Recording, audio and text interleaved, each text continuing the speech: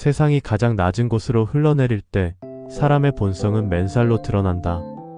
밥 한 숟가락이 진실을 드러내고 담요 한 장이 의리의 무게를 가늠한다. 추방의 첫날 밤이 지나고 장현은 강호의 바닥에서 비로소 법을 배운다. 검술의 법이 아니라 살아남는 법. 이제 들려줄 이야기는 추위와 굶주림 그리고 작은 온기가 얽혀 만든 강호의 뒷골목 연대기에 관한 것이다.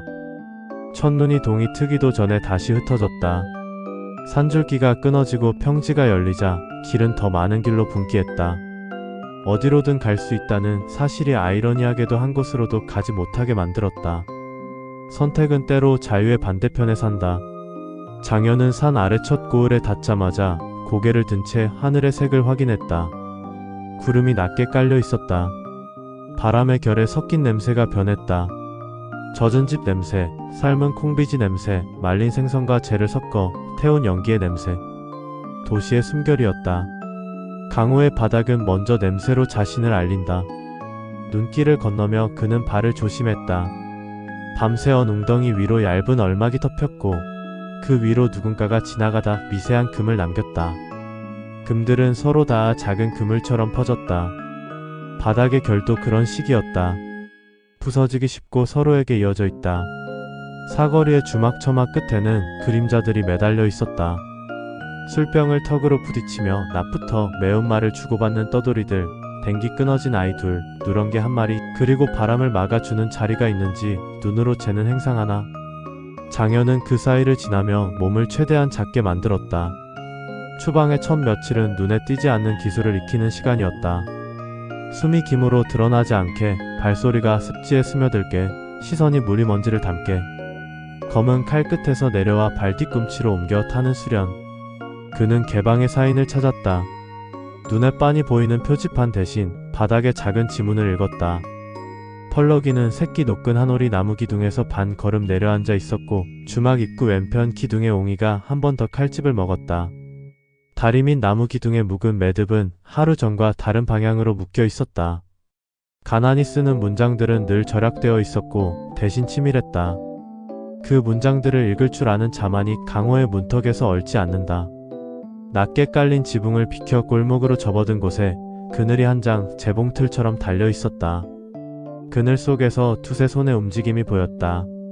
손은 연장 대신 빵 부스러기와 헝겊 조각을 쥐고 있었다.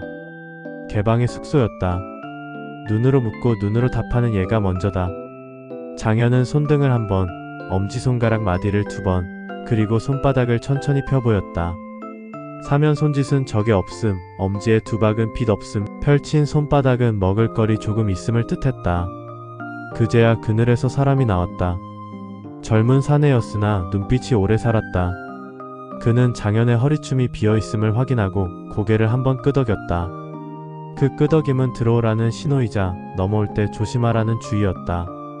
문턱이랄 것도 없는 방이었지만 바닥에 깔린 지푸라기를 밟는 발의 각도를 바꾸는 일이 강호의 절반이다.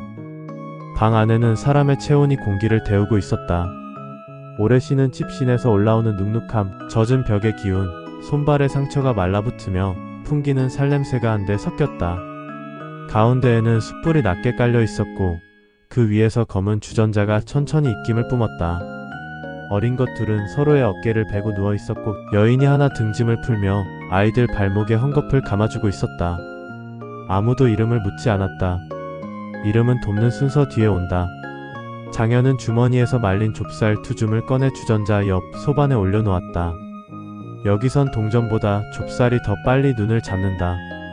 여인은 눈길을 들지 않고 좁쌀을 자루에 덜어 넣었다. 손끝이 떨림없이 익숙했다. 그의 손목에 닿은 헝겊의 거치기가 순간 낙인의 가장자리를 스쳤다. 낙인은 반응하지 않았다. 은사가 제 역할을 하고 있었다. 오랜만에 살갗이 내 몸인 것처럼 느껴졌다. 그날 밤 장현은 나눠받은 얇은 담요를 어깨까지 끌어올리고 누웠다.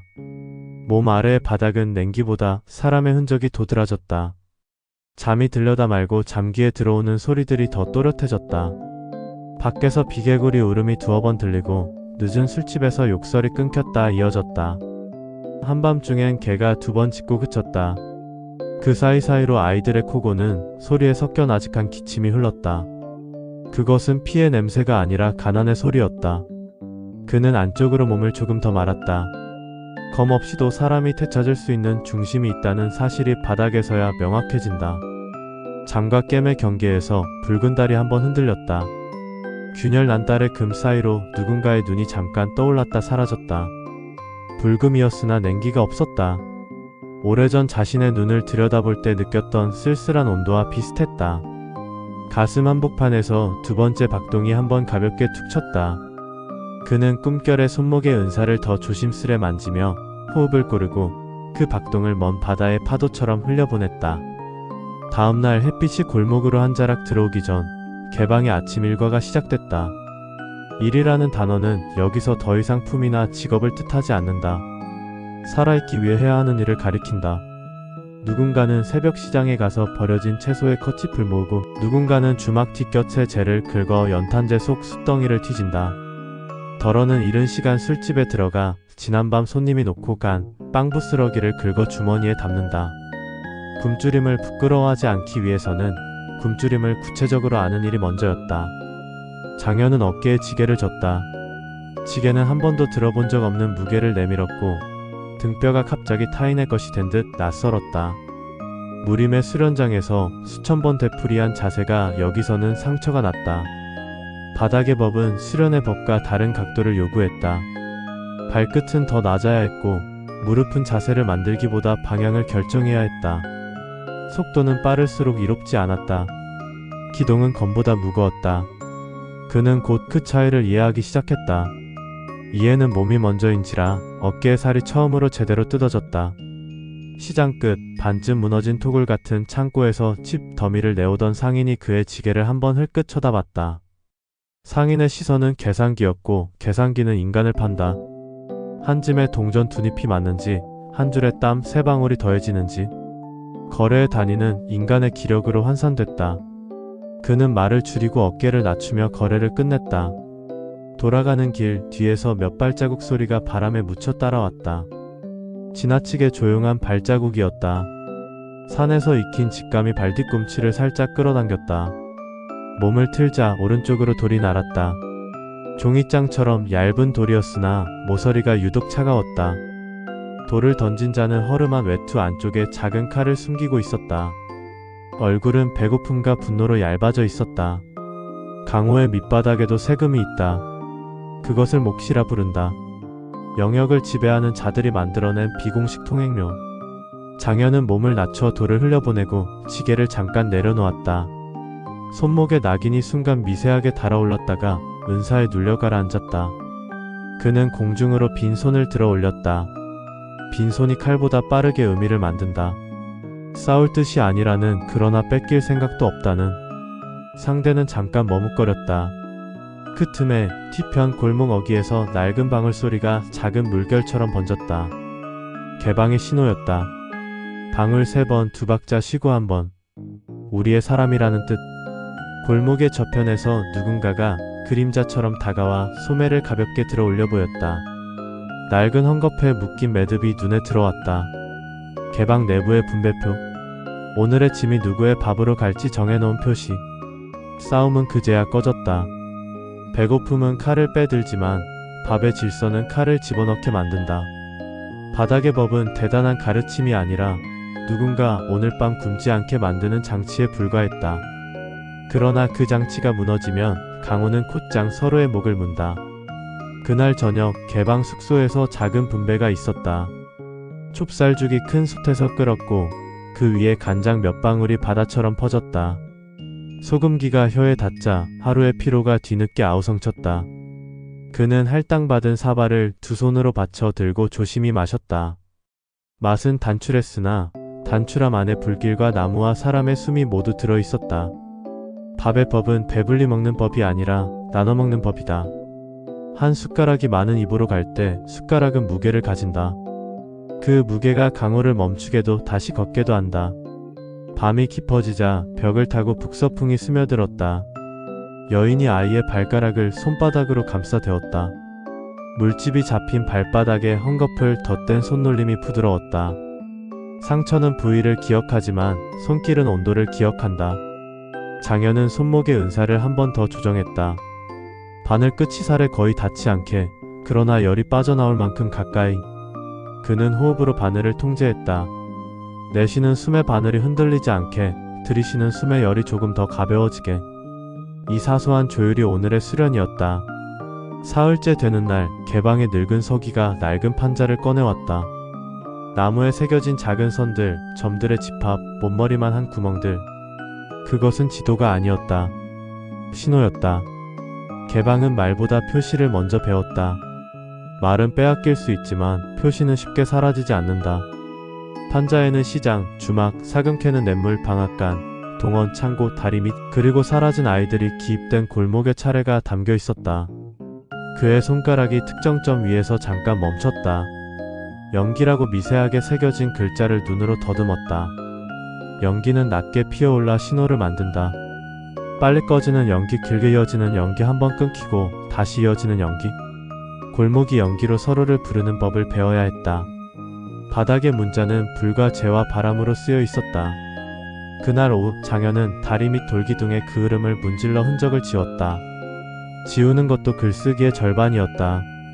지우지 않으면 누군가가 읽고 누군가가 읽으면 누군가의 밥이 새어나갔다. 밥이 새어나가면 사람의 분노가 들어온다. 개방의 법은 분노를 늦추는 기술이었다. 칼을 미루는 법. 칼을 미루는 동안 사람을 지키는 법. 노을이 교량을 핏빛으로 물들릴 즈음 강 건너편의 연기가 짧게 2번 오르고 길게 1번 이어졌다. 납치라는 신호였다. 누구라도 와서 칼을 뽑으라는 게 아니라 오늘 밤 이쪽 골목의 아이를 한 명 더 숨기라는 뜻이었다. 무기 대신 몸을 나누는 일이 우선이었다. 장현은 곧장 주막 뒤쪽 창고에 숨어있던 조그만 아이를 등에 업었다. 아이는 잠결에 흥흥 울더니 그의 등줄기에 이마를 붙이고 곧 조용해졌다. 몸의 온도가 서로를 말린다. 바닥의 문자에서 온도는 문장부호였다. 점 하나는 어깨에 쉼표는 팔꿈치, 마침표는 등을 기댄 이마의 무게. 그는 알지도 못하는 문장을 등을 지고 골목을 지나갔다. 그가 아이를 내려놓고 돌아섰을 때 서쪽 하늘에 달이 걸렸다. 달 표면에 금이 더 깊어져 있었다. 균열이 그림자처럼 퍼져나갔고 그 그림자의 방향이 서늘하게 한 곳을 가리켰다. 천마성이 있는 방향이었다. 그는 눈을 감고 호흡을 낮췄다. 가슴의 2번째 박동이 아주 가늘게 떨렸다. 먼 곳에서 누군가가 강화된 내력을 억눌러 붙들고 있다는 익숙한 감각이 바람에 섞여왔다. 억지로 덮은 화롯불에서 새어나오는 열 같은 내력. 그 열에 비슷한 외기가 닿자 순간 자극이 일었다. 살갗 아래 낙인이 짧게 타오르려 했다가 은사와 호흡에 눌려 가라앉았다. 그는 눈을 떴다. 지금은 흔들릴 때가 아니었다. 바닥의 문장은 아직 다 배우지 못했다. 사흘 뒤 주막에 큰 소치비었다. 밀려드는 굶주림의 분배표가 하루를 버티지 못했다. 분노는 언제나 소리와 함께 들어왔다. 주모의 목소리가 갈라졌고 아이 하나가 숟가락을 떨어뜨렸다. 개방의 젊은 사내 둘이 서로를 향해 눈을 올렸다. 좁은 방에서 시선이 칼이 되기까지는 몇 호흡이면 충분하다. 누군가의 과거가 벽에 내리쳐지기 직전 문이 벌컥 열렸다. 장정 몇십 알을 들였고 그들 뒤로 동원의 이방이 젖은 채찍을 질질 끌었다. 골목의 세금이 공권력의 몫으로 겹쳐지는 순간이었다. 바닥의 법 위에 윗세상의 법이 무심히 내려앉을 때 바닥은 가장 먼저 갈라진다. 이방은 냄새가 났다. 술과 갑옷 기름과 장마철에 말리지 못한 가죽끈 냄새. 그의 발은 미끄러졌고 눈빛은 허기가 없었다. 허기가 없을 때 사람은 잔혹해진다. 그는 갈고리 같은 말 몇 줄을 던지고 방 구석의 헝겊 보따리를 발끝으로 헤집었다. 개방의 늙은 서기가 앞으로 나서며 젖은 손으로 허리를 굽혔다. 손끝이 떨렸다. 굽히는 자세가 오래되면 뼈가 먼저 시든다. 이방의 채찍이 한번 허공을 갈랐다. 무리의 호흡이 한순간 뒤로 물러섰다. 칼보다 채찍이 더 무서운 때가 있다. 칼은 상처를 남기지만 채찍은 모욕을 남긴다. 모욕은 오래간다. 오래가는 상처는 사람의 이름을 바꾼다. 그때였다. 주막 박다리 아래에서 연기가 낮게 한번 피어오르고 끊겼다. 다시 한번. 그리고 길게 이어졌다. 바닥의 문장이 골목 전체를 통과했다.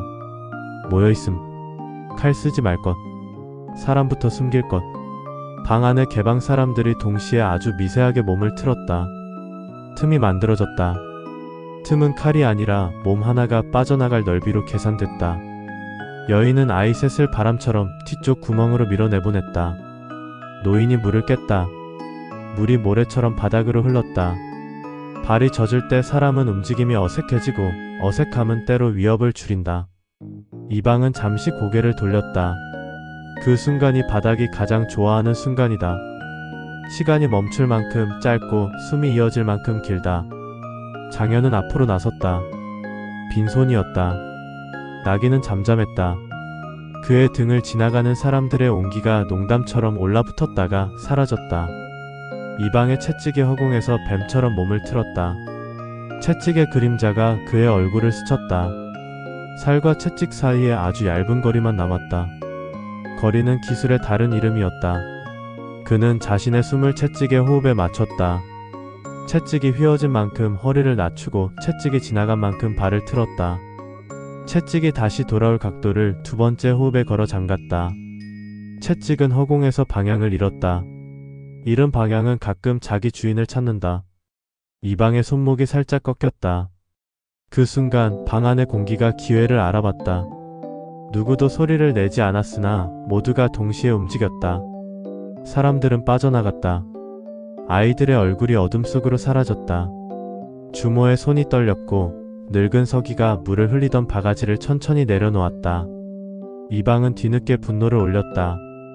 분노는 대개 늦는다. 늦은 분노는 어리석음을 가린다. 채찍이 세 번째 호흡에서 곤두섰다. 이번엔 피하지 않았다. 그는 손목을 반 바늘만큼 들어 채찍의 등허리를 스쳤다. 소리가 바뀌었다. 채찍은 살을 때리는 소리가 아니라 젖은 천을 짜는 소리로 변했다. 힘이 풀렸다. 이방의 눈이 좁아졌다. 뒤쪽 문에서 아이의 숨소리가 끊겼다. 모두가 빠져나갔다. 바닥의 문장은 그제야 마침표를 찍었다. 그는 뒤로 한 걸음 물러나 길을 비웠다. 싸움은 이기기 위해 하는 것이 아니라 길을 만들기 위해 하는 것이라는 사실을 바닥에서 다시 배웠다. 이방은 몸을 바로 세우고 모욕을 만회할 거친말을 몇 마디 더 던졌다. 채찍은 그의 허리로 돌아갔다. 떠들썩함이 빠져나가자 방 안에는 젖은 제 냄새만이 남았다. 사람은 없고 잔상이 남았다. 잔상은 이틀간 방 안을 떠다니어 다른 잔상에 겹쳐지고 사라질 것이다. 바닥의 기억법이란 대개 그런 것이다. 그날 밤 늙은 서기는 장현에게 작은 나무패를 건넸다. 검게 그을렸고 모서리가 달아있었다. 한쪽에는 한자 하나가 바늘 끝만한 크기로 새겨져 있었다. 믿음. 개방의 내부 증표였다. 밥의 분배가 떨어지고 연기의 문장이 끊길 때 이 패는 마지막 한 숟가락을 건네는 근거가 된다. 팥보다 무거운 나무 조각. 그는 손바닥에 그것을 올려놓고 한동안 바라보았다. 낙인의 가장자리에서 약간의 열이 올라왔다. 열이 문장 위로 스며들다 잠겼다. 오늘 배운 법이 몸에 새겨지는 감각이었다. 이틀 뒤 시장의 북쪽 끝에서 얇은 종이 한 장이 바람을 타고 그의 발등에 붙었다. 종이는 초라했지만 글씨는 살아있었다. 먹이 덜 마른 획들이 겨울 공기 속에서 아직도 증기를 내뿜는 듯했다. 인부 모집 밤새벽. 흔한 글귀였으나 왼쪽 아래 모서리에 미세한 물결 무늬가 있었다. 물결은 하오문이 바닥에 던지는 작은 낚싯줄이었다. 하오문은 그림자처럼 정보를 다뤘고 그림자는 가난의 틈에서 길을 만든다. 글귀에 따라간다면 그는 내일부터 항아리를 나르고 새벽에 탯돌을 쌓아야 했다. 그러나 물결은 그 길 표면에 또 다른 길이 겹쳐져 있음을 암시했다. 밤, 그는 인부를 모은다는 초라한 창고로 갔다. 소금 항아리의 냄새가 전신을 덮었다. 항아리의 입구마다 젖은 솜이 막혀 있었다. 비와 소금을 동시에 막는 싸고도 효과적인 방식.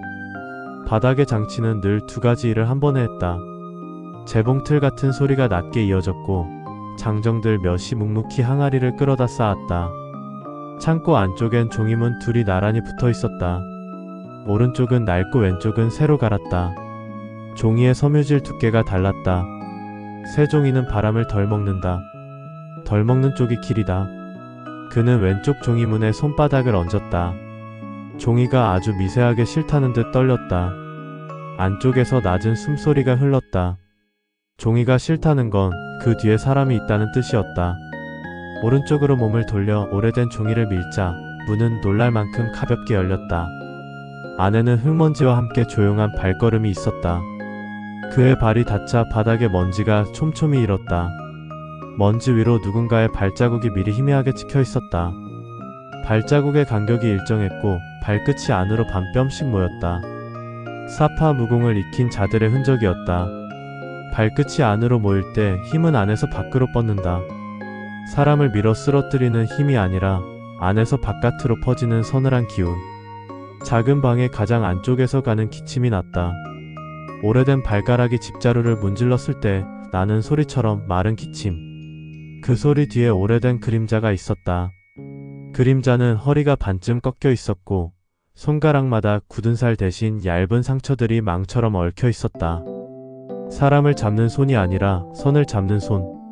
바닥의 문이 비로소 열렸다. 사파의 문턱이 강호의 밑바닥과 닿아있는 자리에서 스승이 제자를 고르는 것이 아니라 제자가 스승의 그림자를 고르는 일을 사람들은 연이라 불렀다. 피가 맺는 인연과 다르게 배움이 맺는 인연이었다. 그 그림자는 물었다. 말로 묻지 않고 호흡으로 물었다. 방 안의 공기가 어느 쪽으로 흐르는지, 그의 발끝이 어느 쪽으로 서는지. 장현은 발을 아주 조금 틀고 어깨의 높이를 한치 낮춰 겨울 공기에 찬 결을 받아냈다.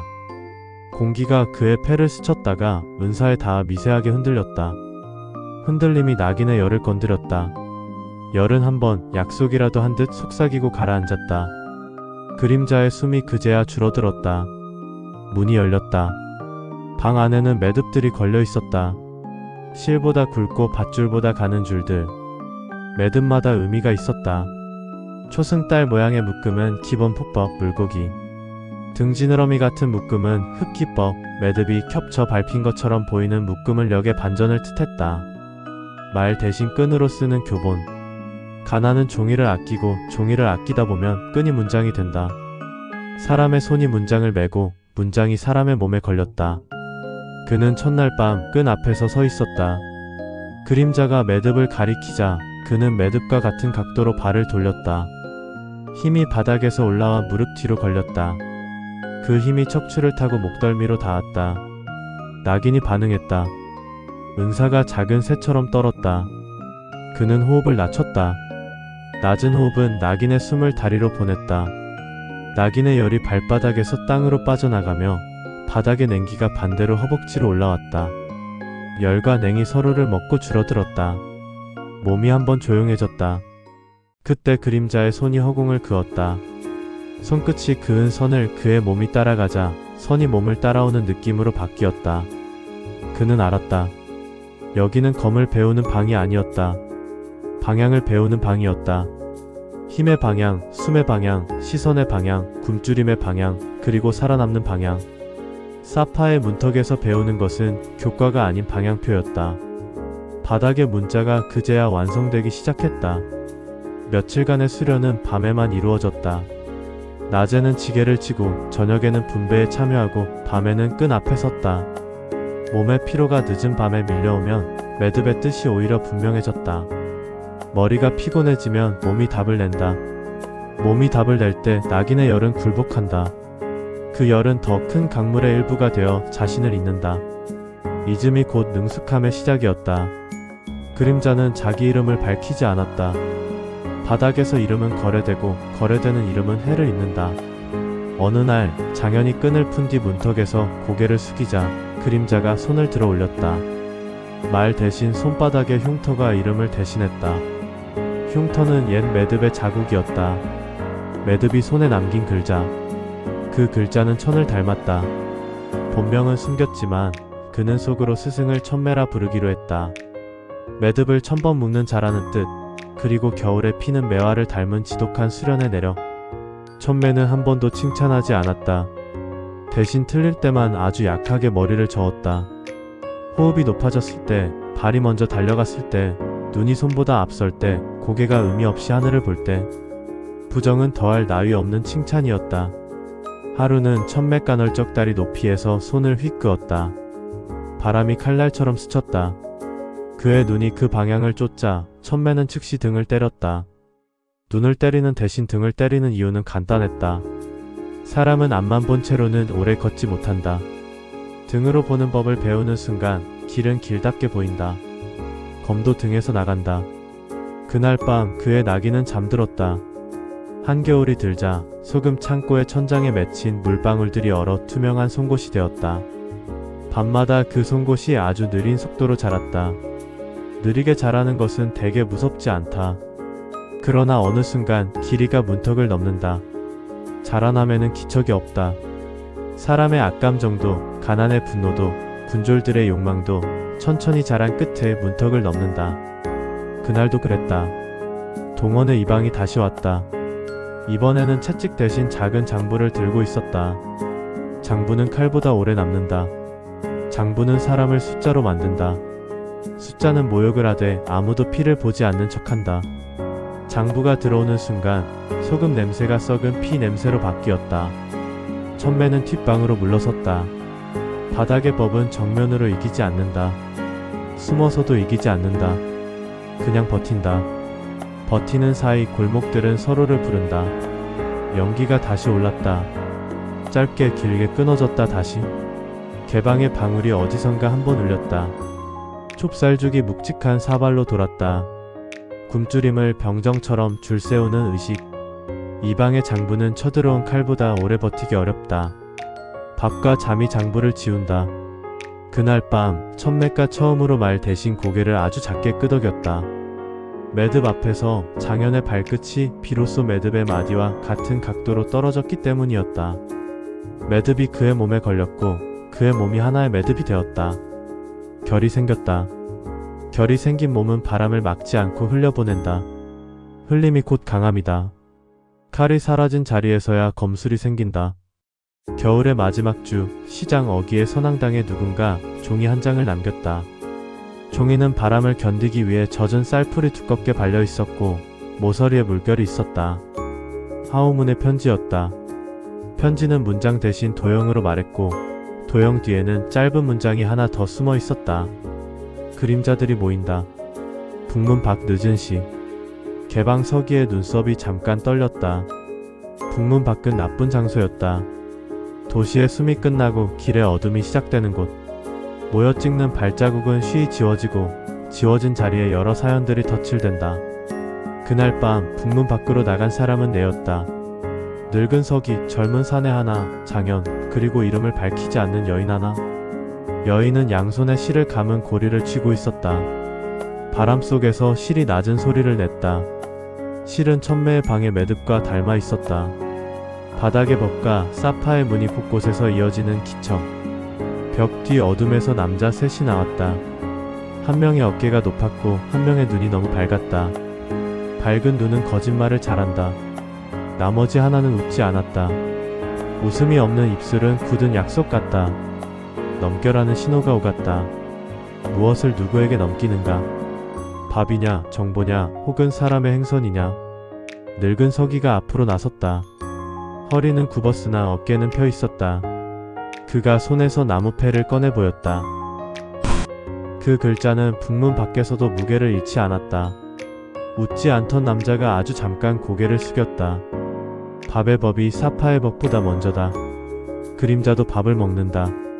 그 순간 동북 쪽에서 불빛이 흔들렸다. 동원의 군졸들이 삼삼오오 모였다. 그림자의 거래는 시간에 약하다. 빛이 늘어나면 그림자는 가늘어진다. 가늘어진 그림자는 잘 끊어진다. 빠져나가는 길이 한쪽으로 열렸다. 여인의 실고리가 바람을 감아올리고 젊은 사내가 발끝으로 흙을 흩뿌리며 장광을 만들었다. 장현은 늙은 서기의 팔꿈치를 받쳤다. 북문 옆 도랑으로 몸을 내렸다. 군졸들의 발소리가 돌 위로 흩어졌다. 폭풍이 횃불을 흔들었다. 그림자와 빛의 전장이 잠깐 흩어졌다 모였다. 그 사이 누군가가 칼을 뽑았다. 칼의 소리는 저급했으나 욕망은 고집스러웠다. 장현은 등으로 숨을 쉬었다. 검없는 검술이 몸에서 일어났다. 발 뒤꿈치가 흙을 눌렀고 어깨가 하늘을 비켜섰다. 누군가의 칼끝이 허공을 긁고 지나갔다. 나귀는 잠잠했다. 은사가 바늘을 붙들었다. 바늘이 조용히 숨을 쉬었다. 싸움은 몇 호흡도 가지 못했다. 그림자들은 밥의 법을 잊지 않았다. 겨울은 길었다. 긴 겨울에 남는 싸움은 늘 봄까지 갈 필요가 없다. 그들은 흩어졌다. 돌아가는 길에 여인이 고리를 풀어 천천히 작은 매듭을 만들었다. 매듭 하나가 밤 공기 속에서 완성되자 그는 천매의 방의 끈을 떠올렸다. 매듭의 문장은 강호 곳곳에서 서로를 알아본다. 말을 섞지 않고도 길을 잇는다. 다음날 새벽 개방 숙소에 작은 잔치가 벌어졌다. 잔치라고 부르기엔 초라했으나 초라함 안에 기쁨이 있었다. 사라졌던 아이 하나가 돌아왔다. 눈밑이 푸르스름했고 손톱에 검은 흙이 끼어 있었고 왼발 뒤꿈치가 벗겨졌다. 늙은 서기가 아이의 발을 씻겼다. 물이 회색으로 탁해졌다. 여인이 그 발을 품에 넣고 손을 덮였다. 아이는 고개를 숙인 채 밥을 한 숟가락 삼키고 나서야 울음을 터뜨렸다. 울음은 멀리가 있던 집을 불러왔다. 집이란 지붕이 아니라 사람이었다. 울음으로 사람이 지붕이 되었다. 장현은 그 모습을 멀찍이서 지켜보다가 숙소 뒷마당으로 나왔다. 하늘은 순한 회색이었다. 눈은 그칠 듯 말 듯 했다. 그는 손목에 은사를 만졌다. 나귀는 꺼져 있었다. 꺼져 있는 것이 아니라 다른 불과 섞여 있었다. 밥의 불, 손의 불, 매듭의 불. 그의 피는 여전히 붉었지만 그 붉음이 뜻하는 바가 달라지고 있었다. 누군가를 베는 불에서 누군가를 데우는 불로.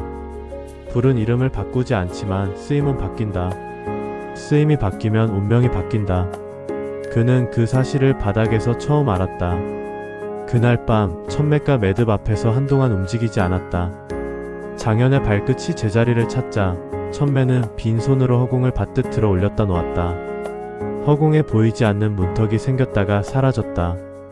그 문턱을 넘어서는 연습은 한동안 이어졌다. 문턱을 넘는 일은 남의 집으로 들어가는 기술이 아니라 자신의 집에서 나오는 기술이라는 걸 그는 서서히 알았다. 나오는 시간과 각도, 나올 때 밀어야 할 곳과 붙들어야 할 곳. 바닥의 문법은 떠나는 기술에 우선권을 주었다. 떠남이 곧 생존이기 때문이다. 마지막 호흡에 천매가 드물게 고개를 들어 하늘을 올려다봤다. 달이 얇았다. 얇은 달이 일종의 칼로 보였다. 천매는 손가락을 접어 달을 가리킨 뒤 가볍게 고개를 저었다. 달의 방향에 보폭을 맞추지 말라는 뜻. 하늘이 제시하는 길과 바닥이 요구하는 길은 늘 어긋난다. 어긋남을 직시하는 것이 수련의 절반. 그는 고개를 숙였다. 머리칼에 내려앉은 서리가 아주 작게 기척을 냈다. 그날 이후 그는 낮에 밥을 나르고 밤에 매듭을 묶는 일을 반복했다. 반복은 사람을 둔하게도 영리하게도 만든다. 그를 영리하게 만든 것은 반복이 아니라 사이사이의 쉼이었다. 쉼에 배운 것은 검술이 아니라 사람의 속도였다. 굶주린 사람의 속도, 다친 사람의 속도, 바람을 거꾸로 걷는 사람의 속도. 그 속도에 맞춰 몸을 바꾸는 일이야말로 앞으로 마주할 더 많은 싸움에서 그를 살릴 것이다. 그는 알았다. 다음 문턱은 곧 다가온다. 그 문턱엔 사파라는 글자가 걸려 있을 것이다. 바닥에서 열린 문이 이제 산으로 이어질 것이다. 해빙의 초입, 시장의 진흙이 낮에만 잠깐 풀렸다. 밤이면 다시 얼었다. 그 틈에서 오래 숨어있던 목소리들이 고개를 들었다. 사람들은 서로의 집을 바꾸어 묵었다. 빛과 은혜가 뒤섞였다. 개방의 젊은 사내가 장현에게 고개를 끄덕여 보였다. 그의 눈동자 깊은 곳에 겨울 내내 감추어온 망설임이 있었다. 망설임은 대개 턱과 목 사이에서 산다. 그곳에 선이 생겼다 사라졌다. 그는 결국 고개를 끄덕였다. 말 대신 주머니에서 낡은 끈 하나를 꺼내 건넸다. 끈은 천매의 방의 매듭과 닮았지만 더 거칠고 더 오래된 냄새가 났다. 끈 끝에는 작은 말 모양의 매듭이 있었다. 매듭의 이름은 문턱. 끈의 주인은 아마 오래전에 이 도시에서 사라진 사파의 늙은 수련자일 것이다. 천매의 스승이거나 스승의 벗이거나 바닥과 문이 아주 오래전부터 서로의 소식을 보냈다는 증거. 그날 밤 장현은 천매에게 끈을 올렸다. 천매는 오래 바라보았다. 말은 없었으나 눈꺼풀이 아주 느리게 한번 떨렸다. 그것이 기쁨인지 근심인지 그는 읽지 못했다. 천매는 끈의 매듭을 엄지손톱으로 한번 눌러보더니 벽에 걸린 끈들 사이 비어있던 못 위에 그것을 걸었다. 비어있던 못이 자리를 찾자 방에 숨이 달라졌다. 숨은 늘 빈자리에서 움직인다. 빈자리가 채워지는 순간 방은 조금 더 길을 말하기 시작한다. 천매가 처음으로 작은 종이를 내주었다. 종이는 얇았고 글씨는 간결했다. 남쪽 문 너머 잿빛 고개 세 번째 소나무 왼편 바위 밑. 문장은 짧았으나 길은 길었다. 그는 밤을 기다렸다. 가난에도 때가 있고 배움에도 때가 있다.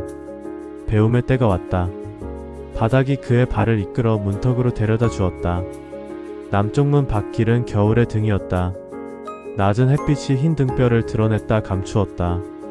잿빛 고개는 사람의 욕망이 빠르게 오르내리다 미끄러지는 자리였다. 세 번째 소나무는 반쯤 말라 있었다. 가지 끝에야 새싹의 예감이 있었다. 왼편 바위 밑에는 작고 얇은 문이 있었다. 문이라고 부르기 민망할 만큼 초라했으나 돌과 흙과 뿌리가 공동으로 만든 아치형 통로는 사람의 등을 숙이게 했다. 허리를 숙이는 법을 배운 자만이 통과할 수 있는 문. 그 문은 바닥에서 온 자만을 받아주는 것처럼 보였다. 문 안쪽은 넓지 않았다. 그러나 몸을 펴면 천장이 손이 닿지 않을 만큼 높았다. 바닥의 흙은 평탄했고 모래는 밟아도 소리를 내지 않았다.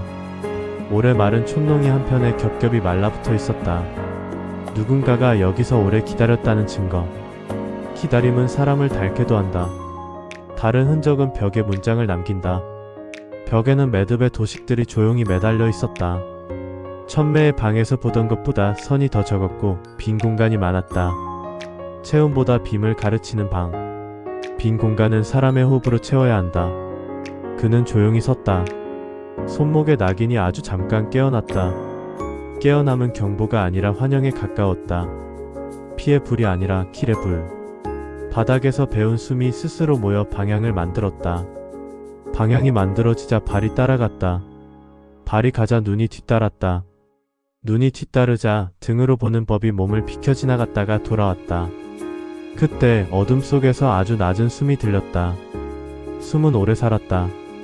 오래 살아남은 숨만이 어둠에서 길을 여는 법을 안다. 그 숨의 주인이 한 발자국 앞으로 나왔다. 얼굴은 보이지 않았다. 그러나 자세가 보였다. 균형은 미동이었고 미동은 등줄기에 선을 드러냈다. 선이 매듭의 문장과 겹쳤다. 그는 고개를 아주 조금 숙였다. 인사가 아니라 인정. 바닥의 법에서 문턱의 법으로 넘어올 때 치르는 통행례였다. 낙인이 조용히 식었다. 그 순간 바깥에서 바람이 바위를 스쳤다. 바위 위에 하얀 이끼가 미세하게 파문을 만들었다. 파문이 문을 스치며 한 줄기 먼지를 일으켰다. 먼지가 공기에서 글자를 이루다 사라졌다. 글자는 이름이었다. 이름은 아직 입술로 들리지 않았지만 그는 알았다. 이것이 곧이어 열릴 사파의 문이라는 것을. 누군가의 손이 허공으로 선을 그었다. 방향이 열렸다. 문이 열렸다. 그 문은 돌아갈 수 없는 길이기도 돌아가지 않아도 되는 길이기도 했다. 그는 첫 발을 디뎠다. 바닥에서 배운 모든 문장이 발목으로 모였다. 발목이 문장을 넘겨받자 무릎이 문장을 챙겼다. 허리가 문장을 잡았고 등이 문장을 들었다. 목덜미가 문장을 바라보았고 눈이 문장을 놓아주었다. 손이 비어 있었으나 빈손이야말로 오늘 배운 최고의 무기였다. 빈손은 무엇이든 잡을 수 있고 무엇이든 놓을 수 있다. 놓을 줄 아는 손이 결국 오래 잡는다. 그는 그 사실을 이제 막 이해하기 시작했다. 문턱을 넘어섰을 때 바닥의 냄새가 뒤따라 들어왔다. 가난의 냄새, 밥의 냄새, 매듭의 냄새, 손의 냄새. 그 모든 냄새가 그의 이름의 일부가 되었다. 누군가의 아들이라는 오래된 문장도, 누군가의 제자라는 낡은 문장도, 누군가의 피라는 더 오래된 문장도 그 향 안에서 얇아졌다. 얇아지고 나서야 비로소 길이 보였다. 그는 눈을 들었다. 어둠이 물러날 자리에 길이 있었다. 그 길을 그는 걷기로 했다. 강호의 바닥은 그를 맨살로 만들었다. 밥의 법을 배우며 칼을 밀었고 매듭의 문장을 익히며 숨을 낮췄다. 이제 바닥의 끝에서 문턱이 열린다. 사람들이 사파라 부르는 또 하나의 하늘 아래로. 끈과 숨, 빈손의 기술이 검을 대신하고 낙인이 불이 아닌 방향으로 바뀌는 순간을 맞이한다. 오늘의 이야기는 여기까지입니다. 다음 화에서 뵙겠습니다. 들어주셔서 감사합니다. 이야기가 마음에 드셨다면 구독과 좋아요 부탁드립니다. 감사합니다.